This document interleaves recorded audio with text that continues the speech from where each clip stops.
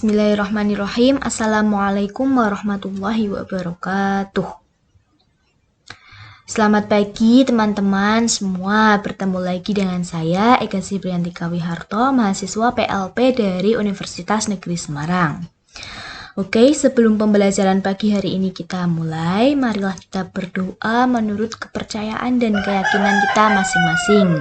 Berdoa dipersilahkan.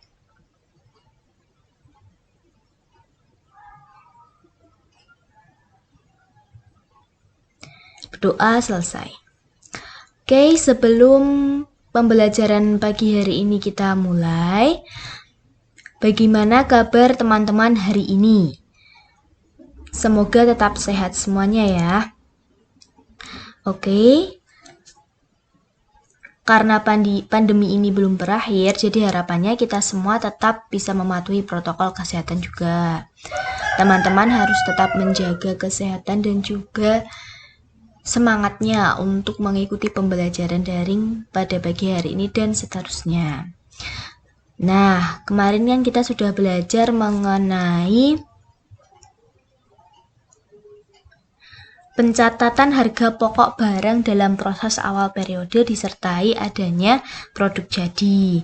Nah, kemarin kita sudah belajar mengenai jurnal untuk mengembalikan harga pokok persediaan PDB awal periode ke akun-akun barang dalam proses, kemudian jurnal untuk mencatat biaya produksi yang terjadi, kemudian jurnal untuk mencatat harga pokok produk selesai, jurnal untuk mencatat harga pokok persediaan PDB akhir periode, jurnal untuk mencatat transaksi penyerahan atau nama lainnya adalah penjualan pesanan yang sudah selesai diproduksi, dan yang terakhir kita sudah belajar bersama tentang jurnal untuk memindahkan saldo akun BUP dibebankan ke akun BUP sesungguhnya.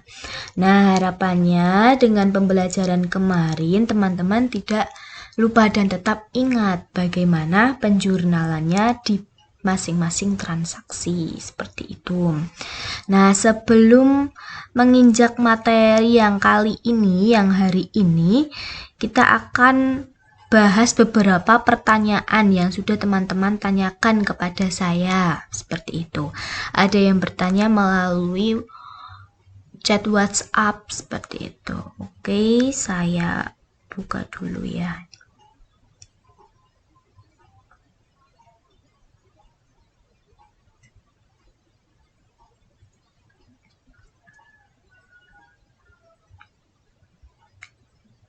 Ini, kemarin ada yang bertanya, izin bertanya, dalam penerapannya yang termasuk bahan baku langsung itu apakah harus hanya satu barang, tidak bisa dua barang atau lebih? Nah, untuk jawaban dari pertanyaan tersebut, itu bahwa bahan baku langsung itu tidak mesti hanya satu barang. Nanti kita akan belajar di pertemuan kali ini. Nanti akan saya sajikan contoh bahan baku langsung yang tidak hanya satu barang. Nah, contohnya itu nanti di pembuatan roti. Nah, biaya bahan baku langsungnya itu berarti ada tepung, gula. Pokoknya kalau biaya baku langsung itu yang berhubungan langsung dengan si produk itu, seperti itu. Jadi tidak bisa dipisahkan. Kalau tidak ada tidak ada produknya, itu produk yang akan kita buat itu tidak dapat diproduksi kayak gitu. Nah, kalau untuk biaya baku tidak langsungnya, kalau untuk tadi ya contohnya pembuatan roti itu misal pernak-perniknya, manik-manik atau hiasan gula-gulanya kayak gitu. Nah, bedanya bahan baku langsung sama tidak langsung. Pokoknya kalau langsung itu langsung terjadi, berkaitan langsung dengan produk yang kita buat. Tapi kalau tidak langsung itu tidak apa-apa. Si produknya ini, si bahan baku tidak langsungnya ini kalau tidak ada tidak apa-apa. Misal pernak-perniknya nggak ada, nah kan bisa diganti sama yang lain, bisa diganti sama coklat-coklat kayak gitu, cocktail atau yang lainnya kayak gitu. Tapi kalau langsung itu harus ada. Kemudian pertanyaan yang kedua, Kalau suatu perusahaan manufaktur pengerjaan produksinya sudah dikerjakan sama mesin, apakah tidak ada biaya tenaga kerja langsung? Nah, kalau dikerjakan oleh mesin. Nih, jadi gini, kalau kita lihat di kebanyakan sekarang ya, pabrik-pabrik manufaktur, industri kayak gitu, udah kebanyakan pakai mesin. Nah, operatornya si mesin ini pastikan manusia, ya enggak? Yang jadi kayak controller atau yang mengontrol atau yang menjadi penanggung jawab dari kegiatan operasi mesin itu sendiri. Nah, itu kan ada orangnya nih, Mas pasti nih. Nah, orang yang berkecimpung di dunia produksi itu sendiri, yang berkaitan langsung dengan produksi, itu disebut dengan tenaga kerja langsung, seperti itu. Jadi untuk mesin, apabila produksi sudah menggunakan mesin, berarti BTKL-nya bisa kita masukkan seseorang yang mengontrol mesin tersebut, seseorang yang membawai atau mempertanggungjawabi mesin itu, mesin kegiatan produksi itu, seperti itu. Jadi itu bisa masuk ke BTKL. Pokoknya BTKL itu tenaga kerja langsung, biaya tenaga kerja langsung itu ya orang yang terjun, yang kerjaannya itu berkaitan langsung dengan kegiatan produksi, seperti itu. Kemudian pertanyaan yang ketiga, kenapa pencatatan BOP harus dibagi menjadi dua, yaitu ada BOP dibebankan dan juga BOP sesungguhnya. Nah, kalau ini pencatatan BOP dibebankan itu seperti kita merencanakan biaya tapi belum ada realisasinya. Nah, sedangkan untuk bentuk realisasinya itu sendiri itu ada BOP sesungguhnya. Nanti teman-teman bisa pelajari lebih lanjut di transaksi yang kali ini, yang di materi kali ini, yaitu jurnal penyesuaian. Nanti ada menyesuaikan BOP. Nah, jadi BOP itu kan kita sebut sebagai biaya overhead pabrik atau biaya pembantu. Nah, jadi BOP itu bukan biaya yang secara langsung terkait dengan proses pembuatan produk. Makanya ada yang namanya BOP dibebankan dan juga BOP sesungguhnya. Jadi kita memperkirakan nih besarnya biaya pembantu itu berapa. Itu di BOP dibebankan. Kemudian nanti bentuk realisasinya itu di BOP sesungguhnya. Jadi nanti ada yang namanya selisih pembebanan BOP. Nah, selisih pembebanan BOP itu nanti dipindahkan ke harga pokok produk, seperti itu. Nanti tergantung soal, nanti dipindahkan ke akun apa, kayak gitu ya. Oke, itu mengenai review materi minggu lalu. Untuk materi yang sekarang kita akan belajar bersama mengenai jurnal penyesuaian akuntansi dalam perusahaan manufaktur.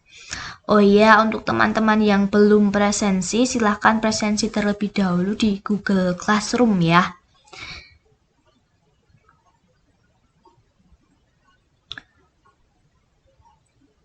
Kemarin sudah hadir semua, alhamdulillah, walaupun ya ada yang ini terlambat presensi mungkin karena juga terkendala sinyal.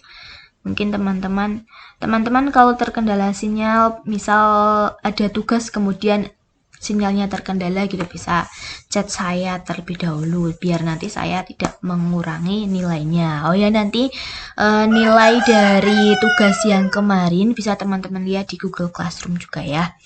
Nah, ada juga yang belum mengumpulkan tugasnya, tolong untuk segera dikumpulkan karena sudah melebihi tenggat waktu, kayak gitu ya. Oke, sebelumnya sebelum menginjak ke materi, saya akan memberikan beberapa motivasi untuk teman-teman agar tetap semangat dalam mengikuti pembelajaran daring pada pagi hari ini, pada nanti siang sore, dan pada hari-hari berikutnya. Biar teman-teman semangat Sukses adalah jumlah dari upaya kecil yang diulangi dari hari ke hari. Jadi kita belajar akuntansi ini dari hari ke hari sama pelajaran yang umum kayak gitu. Itu untuk apa? Ya kita untuk mencari ilmu. Ilmu itu yang insya Allah bisa mengantarkan kita ke suksesan kelak. Seperti itu ya teman-teman. Kemudian ada juga teman-teman pasti sering dengar ini tentang apa ya, bisa disebut kata-kata mutiara, bisa disebut kata-kata motivasi, disampaikan juga oleh salah satu hadis dari Rasulullah bahwa tuntutlah ilmu sampai ke negeri Cina. Artinya apa? Artinya ilmu itu harus dituntut atau dicari sampai manapun, kapanpun, dan dimanapun. Sampai ilmu tersebut benar-benar kita dapatkan dan kita peroleh. Jadi belajar ya, belajar salah satunya itu untuk menuntut ilmu, untuk kita memperoleh ilmu. Agar kelak cita-cita kita tercapai, cita-cita yang kita harapkan. Cita-cita itu seperti harapan yang kita inginkan di kemudian hari itu ingin seperti apa gitu. Tidak melulu cita-cita itu sebagai profesi itu mboten nggih. Cita-cita itu bisa dikatakan harapan yang ingin kita peroleh.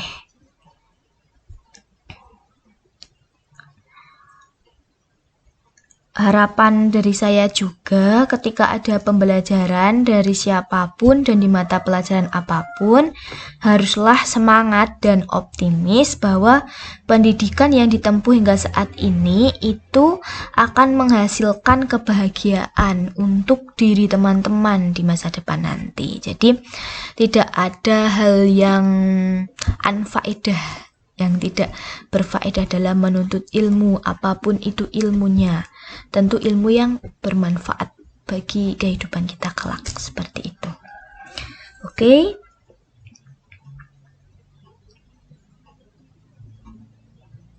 Sekarang kita akan belajar bersama mengenai jurnal penyesuaian akuntansi manufaktur. Saya lanjut. Teman-teman, ini bisa sambil dicatat. Terus nanti kalau filenya hilang di HP, teman-teman sudah punya catatannya di buku kayak gitu ya. Oke, ini ada handout pencatatan transaksi penyesuaian akuntansi perusahaan manufaktur. Teman-teman bisa unduh materinya juga di Google Classroom seperti itu. Bisa diunduh, bisa di-download. Nah, tujuan pembelajaran kita pada pagi hari ini, yang pertama, peserta didik atau siswa dapat menjelaskan pengertian jurnal penyesuaian perusahaan manufaktur. Kemudian, peserta didik dapat menjelaskan fungsi jurnal penyesuaian perusahaan manufaktur. Dan peserta didik dapat mengidentifikasi jenis-jenis transaksi yang membutuhkan penyesuaian. Serta peserta didik dapat membuat jurnal penyesuaian perusahaan manufaktur yang meliputi 1. Transaksi penyesuaian atas pemakaian bahan proses produksi. 2. Transaksi penyesuaian pembebanan BOP. 3. Transaksi penyesuaian transfer harga pokok selesai. 4. Transaksi penyesuaian terkait biaya-biaya akrual dan alokasi BOP ke departemen terkait.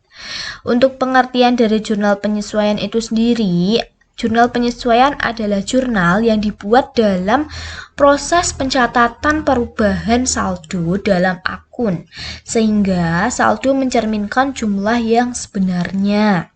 Nah, berdasarkan pengertian tersebut, maka jurnal penyesuaian memiliki fungsi sebagai berikut. Yang pertama, menetapkan saldo catatan akun buku besar pada akhir periode sehingga sesuai dengan saldo real atau sesungguhnya. Kemudian yang kedua, fungsi dari jurnal penyesuaian adalah menghitung pendapatan dan beban perusahaan selama periode yang bersangkutan.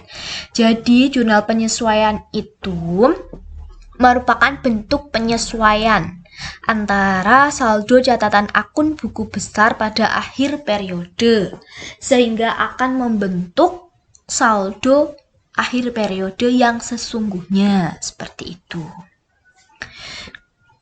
Lanjut. Nah, akun-akun yang membutuhkan penyesuaian. Yang pertama ada penyesuaian BDP atau penyesuaian barang dalam proses. Nah, di sini saya mengangkat kasus contoh, saya misalkan ini ada PT SPW Bakery beralamat di Jalan Bagusan nomor 2 Selopampang Temanggung. Nah, di sini ada bukti memorial terkait dengan transaksi atau kegiatan produksi yang ada di PT SPW Bakery. Ada nomor buktinya BM12-2 tanggalnya 31 Januari 2019 kepada teknisi akuntansi dari Kabak Produksi, Kepala Bagian Produksi. Ini contoh ya teman-teman, contoh buktinya seperti itu. Nah, ada penyelesaian produksi 25 pieces rainbow cake dengan beban sebagai berikut. Ada biaya bahan bakunya 2.020.000, bahan pembantunya ada 268.000, BTKL-nya ada 344.000, overhead pabriknya ada 1.993.000. Nah, totalnya itu nanti di total, kemudian total beban produksi per unit berarti 4.625.000 itu dibagi 25 pieces, jadi per unitnya ada 185.000. Kemudian kita analisis bagaimana sih kita akan membuat jurnalnya gitu. Kita analisis transaksinya terlebih dahulu. Nah, pada akhir periode kemungkinan ada pesanan yang belum selesai diproduksi. Biaya yang telah dikeluarkan untuk pesanan tersebut dapat dilihat dalam kartu harga pokok pesanan yang bersangkutan. Kemudian akan dibuat jurnal untuk mencatat persediaan produk dalam proses dengan mendebit rekening biaya produksi. Biaya produksi yang terkait ada BBP, BTKL, dan BOP. Kemudian pada akhir periode akuntansi belum selesai dikerjakan. Harga pokok dapat dihitung dengan menjumlah biaya-biaya produksi yang telah dikeluarkan. Kemudian jurnal untuk mencatat harga pokok pesanan yang belum selesai adalah debit persediaan barang dalam proses sebesar 4.625.000. Kreditnya ada BBB, BTKL, dan BOP. Ini sebagai penyesuaian produk yang belum selesai. Sebesar itu. Sama dengan ini ya. Nah, ini untuk penyesuaian. Ini kan produk yang sudah selesai. Kemudian akan kita sesuaikan untuk mengetahui jurnal untuk mencatat harga pokok yang belum selesai. Jadi kita sesuaikan yang sudah selesai itu segini, yang belum selesai nanti kita tahu di buku besarnya nominalnya ada berapa, BBB-nya sisa berapa yang belum selesai. Ini kan yang sudah selesai. Kalau yang di saldo normal kan debit, ya kan, BBB itu debit. Nah, yang sudah selesai ada 2.020.000, jadi kita kreditkan agar kita dapat tahu, kita dapat mengetahui yang belum selesai itu nanti ada berapa nominalnya, seperti itu. Oke, harapannya sampai di sini teman-teman paham ya. Nanti kalau belum paham bisa nanya ke saya lagi.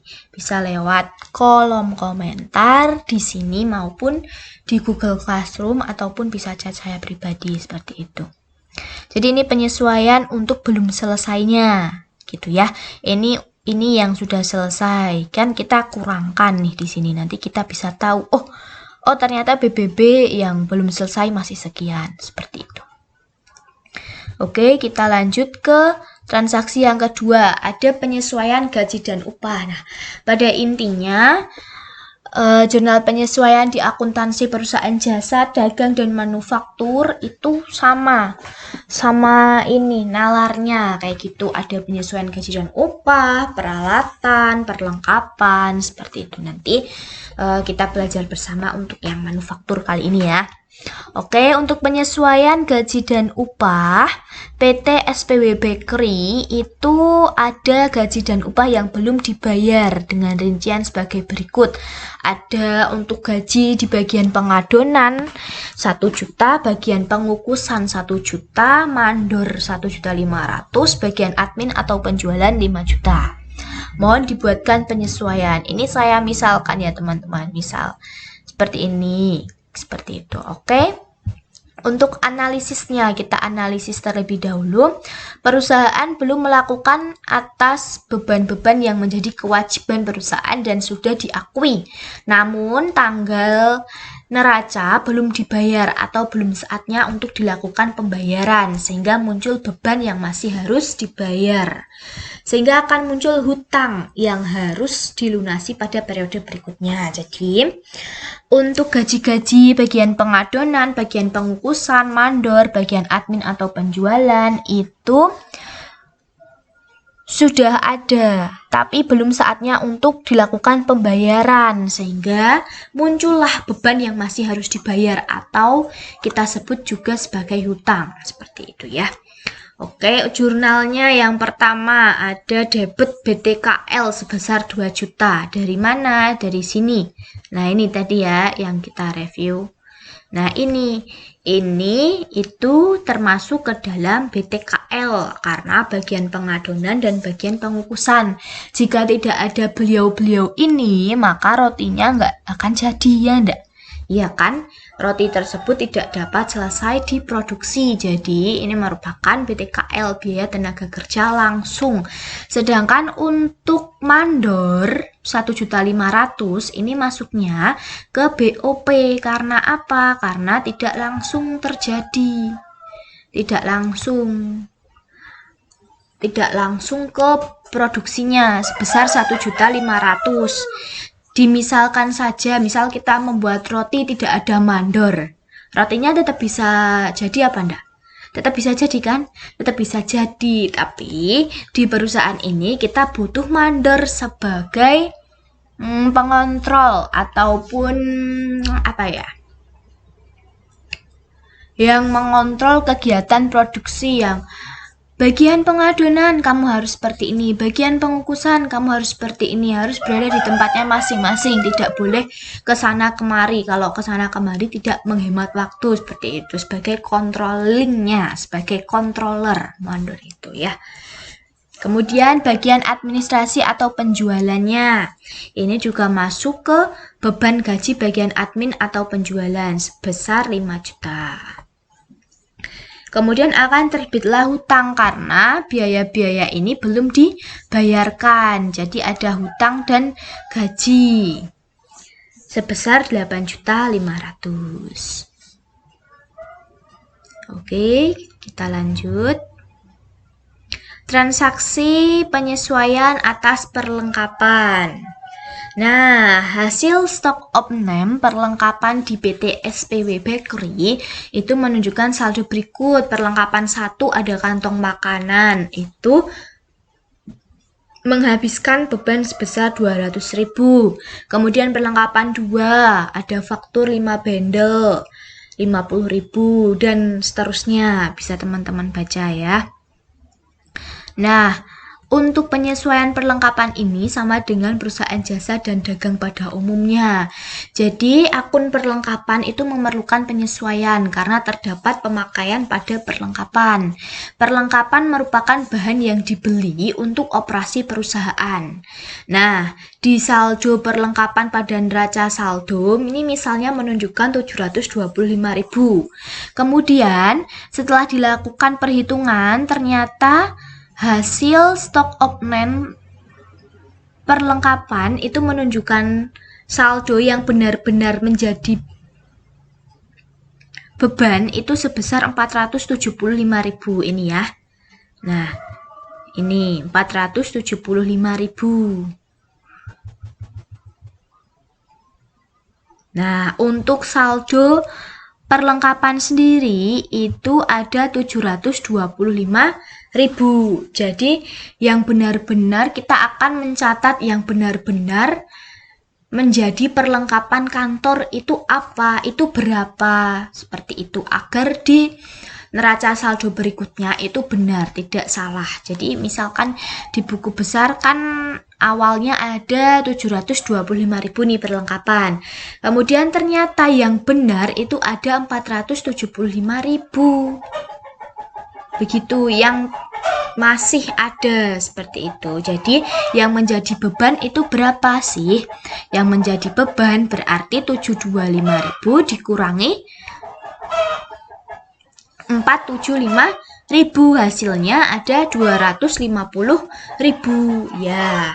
Nah, perlengkapan toko kita kredit 250.000. Biar apa? Biar saldo yang benar-benar ada di perlengkapan toko itu masih 475.000 seperti itu. Oke, insya Allah sudah paham ya sampai sini. Soalnya kelas 12 juga udah nggak asing lah sama yang namanya penyesuaian perlengkapan seperti itu. Oke, yang keempat, penyesuaian akun beban dibayar di muka. Untuk beban dibayar di muka di sini, data akhir periode menunjukkan sebagai berikut. Yang pertama, ada beban asuransi untuk bulan Desember sebesar 1.500.000. Nah, ada beban asuransi nih untuk bulan Desember 1.500.000. Kemudian ada iklan yang sudah diterbitkan 3 kali senilai 450.000. Nah, jadi kita analisis transaksinya. Akun beban dibayar di muka diperlukan penyesuaian dengan pemakaiannya hingga di akhir periode. Perusahaan sering membayar beban untuk beberapa periode mendatang yang disebut dengan beban dibayar di muka. Maka harus dihitung beberapa beban yang harus dilaporkan pada periode yang bersangkutan. Pada bukti memorial di atas menunjukkan beban asuransi untuk bulan Desember sebesar 1.500.000 dan iklan yang sudah diterbitkan sebesar 450.000. Jadi sebelumnya perusahaan itu ada akun yang namanya beban dibayar di muka. Nah, ada asuransi dibayar di muka dan iklan dibayar di muka di dalam neraca saldonya. Jadi, kita akan mencatat bebannya. Nah, beban asuransi itu sebesar 1.500.000.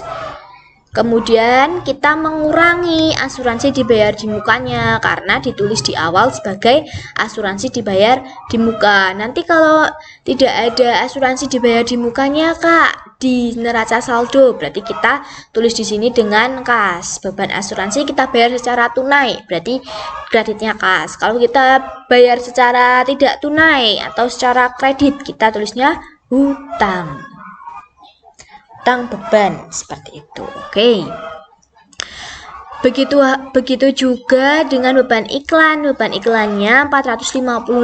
Jadi akan mengurangi iklan dibayar di muka 450.000. Oke, kita lanjut ke penyesuaian cadangan kerugian piutang.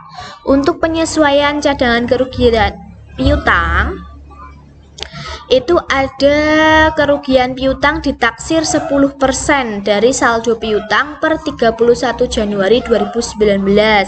Jadi beban kerugian piutangnya itu ditaksir 10% dari saldo piutang.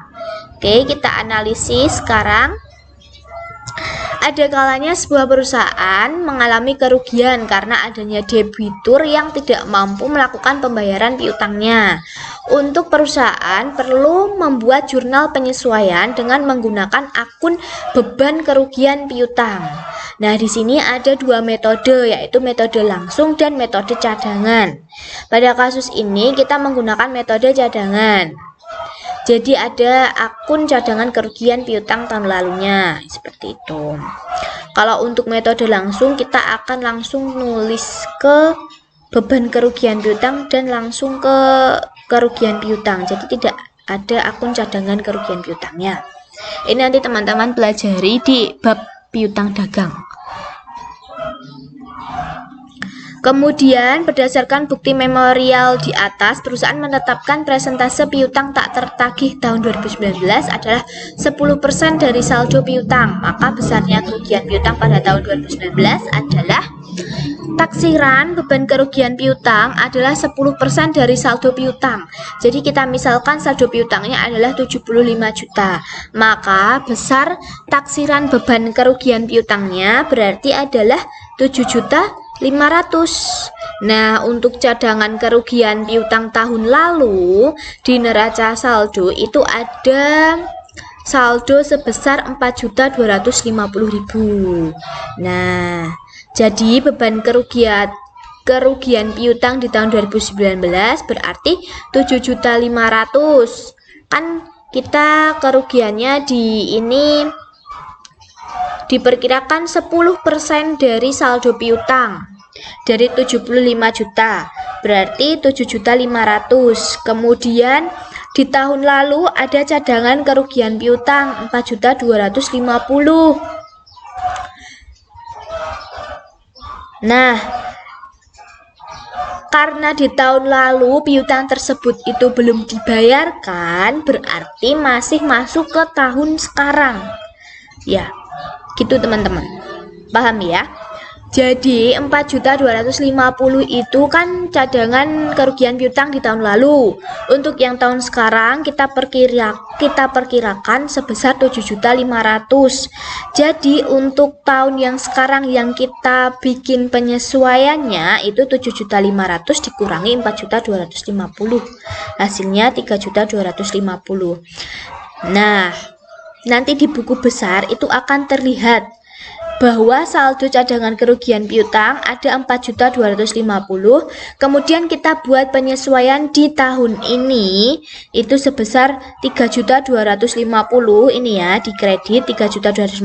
Nanti di sini juga ada 4.250. Nah, nanti di neraca saldo di akhir periode setelah penyesuaian maka akan terbentuk taksiran kerugian piutang sebesar 7.500. Cadangan kerugian piutangnya nanti akan bersaldo 7.500. Jadi pas seperti itu. Pas dengan perkiraan di tahun ini bahwa 10% dari saldo piutang 7.500 seperti itu. Paham ya sampai sini? Nanti itu akan dibahas atau mungkin sudah disampaikan di bab piutang dagang. Di bab piutang.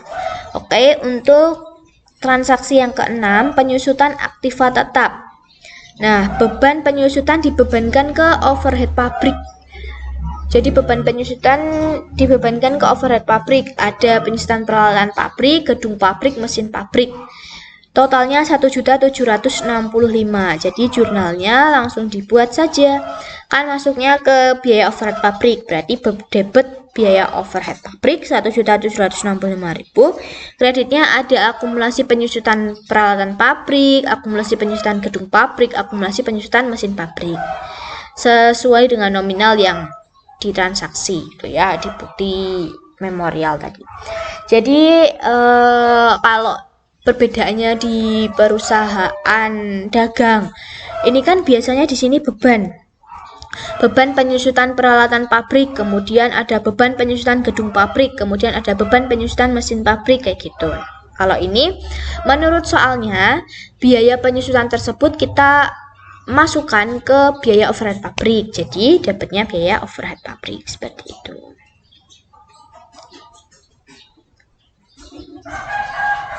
Oke, kita lanjut ke penyesuaian biaya overhead pabrik. Kita ke penyesuaian biaya overhead pabriknya nih. Seluruh beban overhead berdasarkan saldo 31 Januari 2009 mohon ditutup ke persediaan barang dalam proses. BOP ditutup ke persediaan BDP seperti itu. Nanti ini kita melihat berdasarkan transaksinya gitu ya. Disuruhnya kayak gimana gitu, dipindahkan ke akun apa kayak gitu. Oke, kemudian berdasarkan saldo buku besar per 31 Januari 2019, ternyata masih terdapat saldo BOP sebesar 1.250.500. Maka jurnal tersebut ditutup ke akun persediaan barang dalam proses. Jadi yang tadinya BOP-nya itu di debit, kita pindahkan di kredit. Kita tutup ke persediaan barang dalam proses seperti itu. Dan begitupun sebaliknya, kalau BOP-nya di debit, kita pindahkan ke kredit, kalau di kredit kita pindahkan ke debit. Tapi insya Allah tidak mungkin BOP ada di kredit gitu ya. Nanti saldonya minus, sepertinya tidak. Oke. Nah, itu untuk penyesuaian, contoh transaksi penyesuaian di dalam perusahaan manufaktur. Kemudian ada lagi nih, dalam perusahaan manufaktur terdapat berbagai metode yang dapat kita gunakan untuk melakukan pencatatan jurnal penyesuaian. Nah, adanya perbedaan metode tersebut tentunya akan mempengaruhi penyesuaiannya. Jadi ini kita bahas sekarang ya. Untuk penyesuaian yang dilakukan untuk masing-masing metode. Yang pertama ada metode harga pokok pesanan. Metode harga pokok pesanan ini, ya saya lanjut, mohon maaf. Metode harga pokok pesanan ini tentunya akan menggambarkan saldo yang seharusnya juga. Misalkan untuk menyesuaikan saldo perlengkapan pabrik nih, maka dibutuhkan informasi sisa perlengkapan pabrik yang ada di gudang. Begitu juga akun-akun yang lain untuk yang membutuhkan penyesuaian. Kemudian contohnya di sini ada neraca saldo PT Sanjaya per 31 Desember 2019. Nanti bisa teman-teman lihat ya, kita pelajari satu-satu. Nah, ada penyesuaian. Nanti di sini kita akan memperoleh perbedaan metode penyesuaian di harga pokok pesanan dan juga harga pokok proses seperti itu.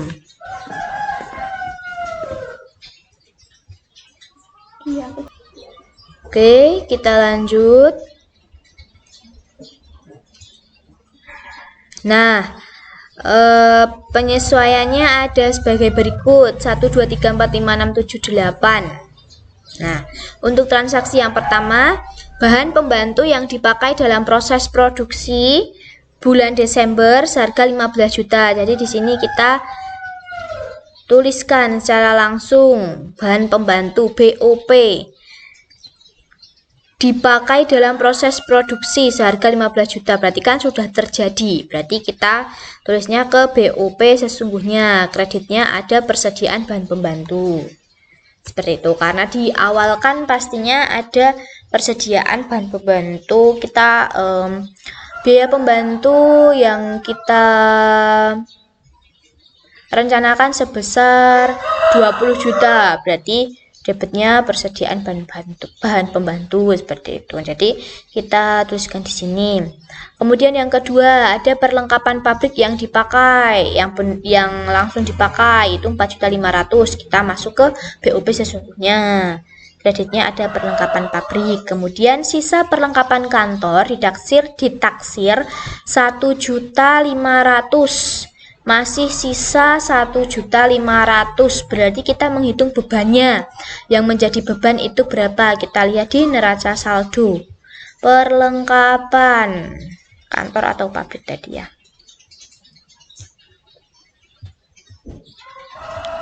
Kantor, perlengkapan kantor ada 8.700.000 ini ya, 8.700.000.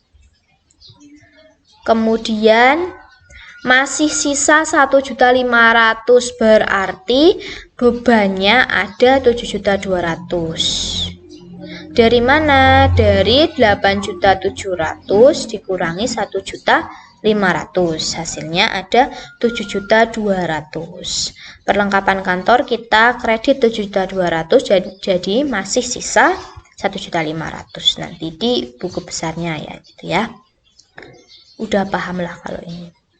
Kemudian transaksi yang ke 1, 2, 3, 4. Asuransi yang menjadi beban. Ada beban asuransi yang menjadi beban produksi itu 1.800.000. Berarti kita tulis di BOP sesungguhnya karena berkaitan dengan beban produksi secara langsung. BOP sesungguhnya ada 1.800.000. Kreditnya asuransi dibayar di muka 1.800.000 karena di neraca saldo ada ya akun asuransi dibayar di muka ini. Jadi kita kurangkan saldo ini 6.300.000. Oke, kita lanjut. Yang kelima ada penyusutan aktiva tetap bagian produksi. 5.250.000 masuknya ke BOP sesungguhnya 5.250.000. Kemudian akumulasi penyusutan aktiva tetap. Nah, kemudian lanjut lagi. Aktiva tetap pada bagian penjualan dan bagian administrasi umum tiap tahun disusutkan 15 juta. Ada penyusutan. Berarti masuk ke akun beban penyusutan 15 juta dan kreditnya akumulasi penyusutan 15 juta. Lanjut, bunga pinjaman dari bank yang masih harus dibayar. Ada beban bunga yang masih harus dibayar 75.000. Kreditnya ada utang bunga karena belum dibayar. Statusnya masih harus dibayar. Jadi masih masuk ke hutang seperti itu. Kemudian yang ke-8, selisih BOP sesungguhnya dan BOP dibebankan itu dibebankan ke akun harga pokok penjualan. Nah, harga pokok penjualan, harga pokok produk seperti itu bisa. Nah, BOP dibebankan 47.400, BOP sesungguhnya ada 37.650. Harga pokok penjualannya berarti selisih ini sama ini itu berapa nanti ada di debit atau di kredit. Kita tuliskan seperti itu. BOP kita lihat di sini nih ya. Nah, BOP dibebankan kredit 47.400, BOP sesungguhnya 11.100.000. Nah, loh, Kak, ini kan ada 11.100.000. Nah, di sini di jurnalnya kok 37.650 kok bisa? Iya bisa, karena di neraca saldo awal itu ada 11.100.000 ya. 11.100.000 di sini.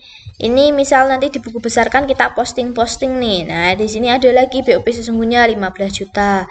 Kemudian ada lagi 4.500.000 ditambah 11.100.000 tambah 15 juta ditambah 4.500.000, kemudian ditambah 1.800.000, kemudian ditambah lagi 5.250.000. Hasilnya adalah 37.650. Jadi seperti itu. Kemudian untuk selisihnya BOP dibebankan dikurangi BOP sesungguhnya, selisihnya dikasih ke kredit. Nanti kalau besar yang kredit berarti selisihnya di debit seperti itu. Oke, kita lanjut. Nah, yang kedua ini di metode harga pokok proses. Metode harga pokok proses itu juga ada sistem fisik dan juga sistem perpetual atau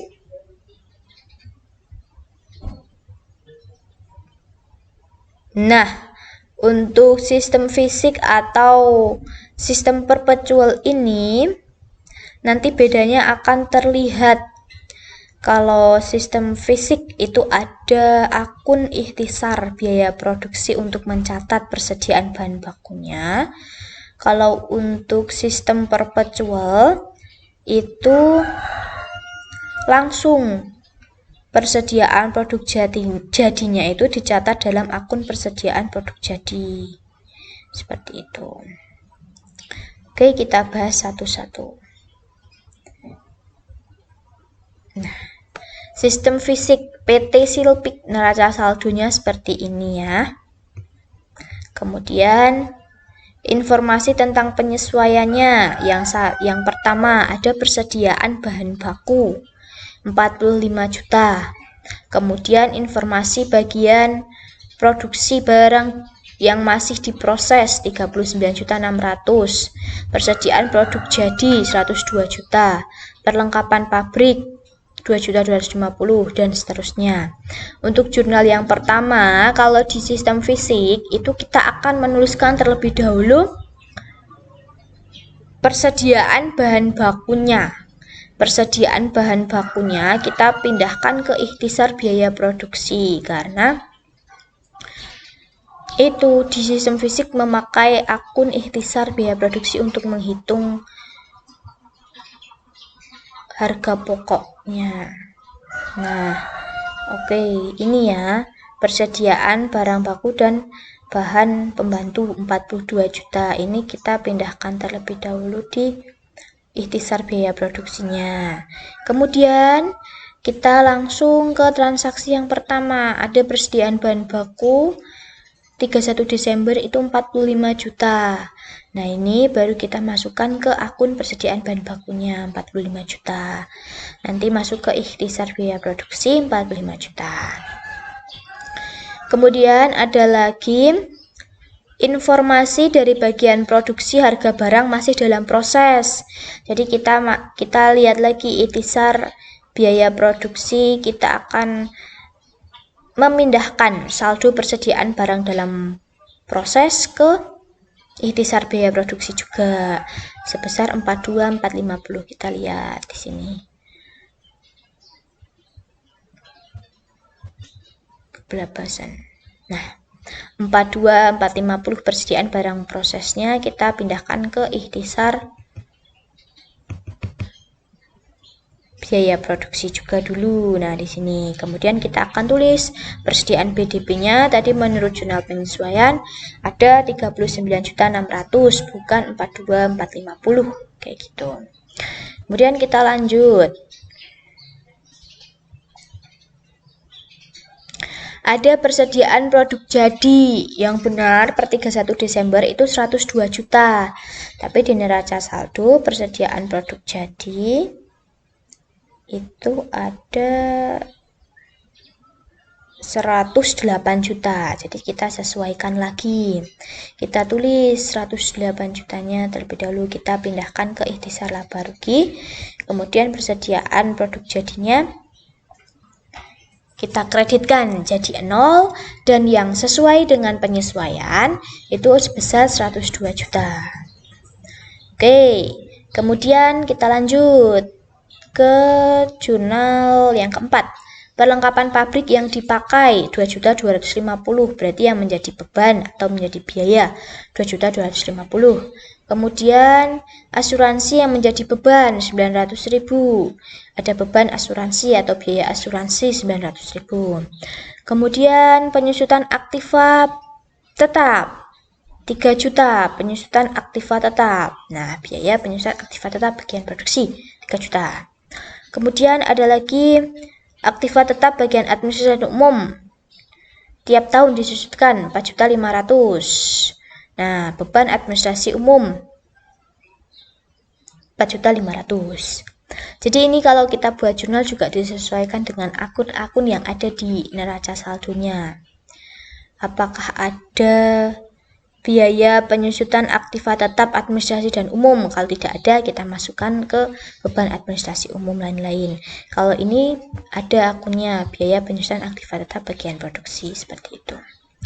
Oke, kita lanjut.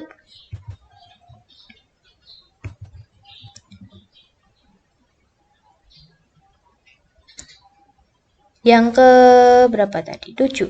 Sisa ya. Sisa perlengkapan kantor 750.000. Perlengkapan kantor berarti masuknya kalau tidak ada beban perlengkapan kantor kita masukkan ke beban administrasi dan umum karena administrasi dan umum ini kan juga termasuk kegiatan kantor ya.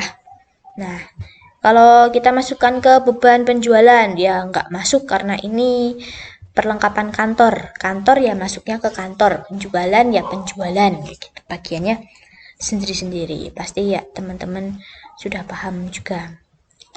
2.850.000. Oke, seperti itu untuk jurnal penyesuaian di metode fisik. Nah,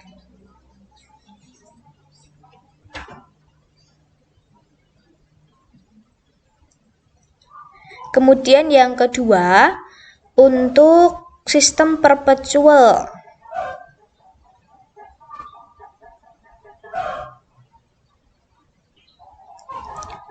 Nanti bisa teman-teman baca ya.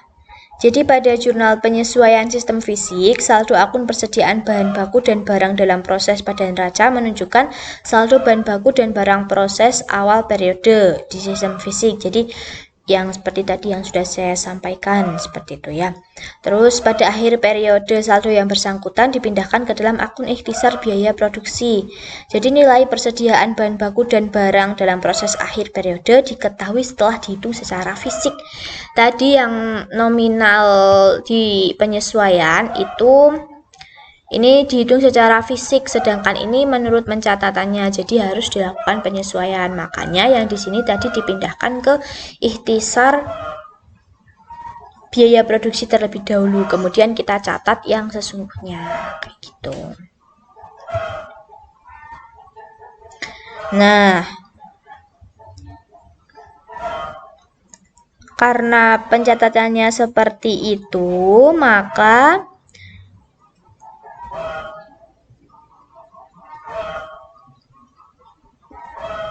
nanti akan terlihat selisih di akun ikhtisar biaya produk ya. Ikhtisar biaya produksi itu nanti akan terlihat selisihnya ada berapa. Nah, nanti bisa kita ketahui persediaan yang benar di masing-masing biaya produksi itu ada berapa melalui sistem fisik tersebut. Sedangkan untuk sistem perpetual itu langsung dicatat ke akun persediaan produk jadi tidak mengenal istilah ikhtisar biaya produksi seperti itu. Nah, karena ini langsung dicatat ke biaya produk jadi, sehingga nanti langsung ketahuan, langsung kita tahu bahwa tidak perlu adanya penyesuaian karena kita mencatatnya berdasarkan perpetual atau berdasarkan pencatatannya tersebut. Pencatatannya itu kita langsung ke produk jadi. Kalau di fisik kan ada perhitungan secara fisiknya, jadi kita adakan penyesuaian. Kalau di perpetual boten tidak ada pencatatan perhitungan secara fisiknya, jadi di penyesuaiannya tidak ada penyesuaian terkait dengan biaya produksinya seperti itu. Jadi penyesuaiannya seperti biasa, seperti transaksi biasa. Misalnya nih di PT Purba Sejahtera ada jasa giro bunga bank sebesar 450.000, biaya administrasi 75.000, belum dicatat. Nah, ini kan sama kan penjurnalannya seperti jurnal penyesuaian pada umumnya. Jadi bisa teman-teman baca sendiri, bisa dipahami. Insya Allah bisa dipahami juga. Nah, kalau belum ada yang ingin ditanyakan di kolom komentar, teman-teman bisa pelajari ini lebih lanjut dan juga bisa melihat referensi-referensi yang lainnya yang tentu akan menambah wawasan dan juga pengetahuan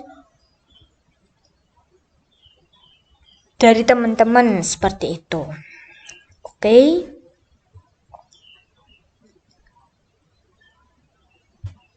Nanti ini bisa dibaca diulang lagi ya, bisa dibaca berulang-ulang. Yang penting apa yang saya sampaikan itu juga sama dengan isi ini, isi penjelasan di handout ini. Jadi teman-teman bisa dipelajari lagi, bisa dipahami lagi, bisa diulang lagi gimana sih pencatatan atas jurnal penyesuaian akuntansi perusahaan manufaktur. Nah, apabila ada yang ingin ditanyakan, bisa ditulis di kolom komentar maupun chat saya secara personal ataupun pribadi seperti itu. Oke, sekian untuk materi pada pagi hari ini. Semoga bermanfaat dan juga menambah wawasan dari teman-teman, menambah juga keberkahan buat kita semua. Sehingga materi ini bisa bermanfaat dan juga bisa menambah pengetahuan dan juga wawasan. Dan teman-teman tidak lupa seperti itu sampai besok-besok. Walaupun teman-teman tidak terjun di dunia akuntansi, besoknya bisa teman-teman terapkan di kehidupan sehari-hari. Karena pada intinya akuntansi itu adalah pencatatan keuangan. Nah, pencatatan keuangan itu kita lakukan dalam pengelolaan keuangan. Pastinya di kehidupan sehari-hari kita tidak bisa jauh dari yang namanya keuangan. Seperti itu. Oke, mari kita ingat bahwa adanya satu buku atau satu sumber referensi, kemudian adanya satu pena atau satu alat yang bisa kita gunakan untuk menulis, baik menulis di buku maupun di otak kita masing-masing. Satu anak, satu siswa, dan juga satu guru yang belajar bersama, kita belajar bersama di sini, itu tentunya akan dapat mengubah dunia. Karena ilmu-ilmu baru yang kita peroleh, ilmu-ilmu baru yang kita dapat, tentunya akan bisa mengubah dunia, baik dunia kita maupun dunia orang lain. Seperti itu. Karena bertambahnya ilmu, bertambahnya wawasan tentunya akan mempengaruhi apa-apa yang akan kita lakukan. Seperti itu. Oke, besok kita insya Allah akan mempelajari jurnal penyesuaian lagi, tapi langsung ke seperti soal kasus seperti itu ya. Kalau ini kan masih materinya. Nanti kita ke soal kasusnya, kemudian kita akan belajar bersama. Nah, saya harap teman-teman di sini bisa menggali lebih dalam, menggali lebih jauh tentang materi-materi tentang jurnal penyesuaian seperti itu. Nah, oke. Untuk pembelajaran pada pagi hari ini saya cukupkan sekian. Apabila ada pertanyaan bisa teman-teman tanyakan melalui kolom komentar di YouTube maupun di GC, dan juga bisa chat saya secara personal ataupun pribadi. Oke, silakan untuk menunggu nilai juga di pertemuan sebelumnya. Ingat, yang belum mengumpulkan untuk segera mengumpulkan karena sudah melebihi tenggat batas waktu. Teman-teman yang lain juga harapannya yang sudah mengumpulkan untuk mengingatkan teman-teman yang belum mengumpulkan seperti itu ya, biar ya semuanya dapat nilai. Karena saya juga masih menunggu teman-teman yang belum mengumpulkan seperti itu. Oke, terima kasih atas perhatian dari teman-teman. Tetap semangat, jaga kesehatan, stay safe and stay healthy semuanya. Tetap patuhi protokol kesehatan agar kita bisa bertemu secara tatap muka langsung seperti itu. Oke, terima kasih. Wassalamualaikum warahmatullahi wabarakatuh. Mohon maaf apabila banyak kesalahan. Terima kasih.